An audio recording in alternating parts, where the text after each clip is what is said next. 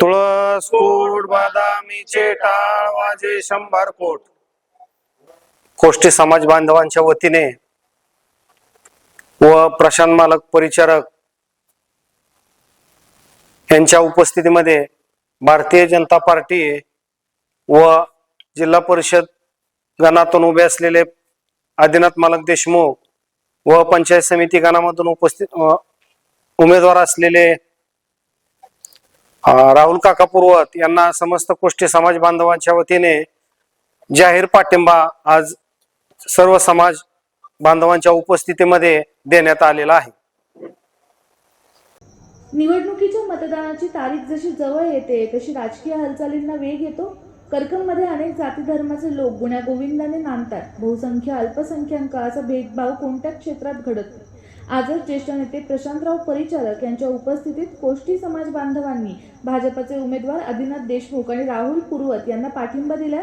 चौंडेश्वरी देवीच्या मंदिरात चौंडेश्वरी मातेच्या साक्षीने हा पाठिंबा सोहळा संपन्न झाला. यासाठी समाजाच्या महिला व पुरुष बहुसंख्येने उपस्थित होते. यावेळी विद्यमान उमेदवारांचा परिचारक यांचा सन्मान समाजाच्या वतीने करण्यात आला. यामध्ये प्रभाकर रसाळ काका, प्रभाकर वास्ते, नितीन टकले, गणेश दुधाणे, नितीन टकले, राजेंद्र कल्पे, संजय दुधाणे, धोंडीराम भाजी भाकरे, जगदीश तारळकर, पंडोपंत वरुडे, अरुण वास्ते, विष्णू मुखरे, महादेव कंगोरे, मयूर मेत्रे, धीरज फासे, चंद्रकांत रसाळ, नवनाथ टकले, गणेश टकले, ऋषिकेश दुधाणे, महेश टकले, भैया नडे, राजकुमार दुधाणे, वसंत टकले, राहुल शिलवंत, संजय बुगड, किशोर दुधाणे, त्रिंबक वास्ते, प्रफुल्ल शिलवंत, संदेश टकले, बाळकृष्ण टेके, अभिजित टेके, गुरुप्रसाद दुधाणे.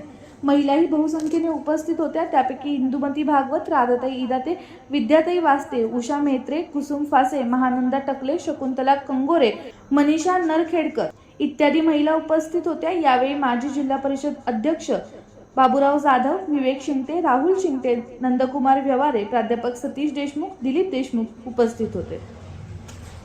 नमस्कार, मी अभिजित टेके करकम.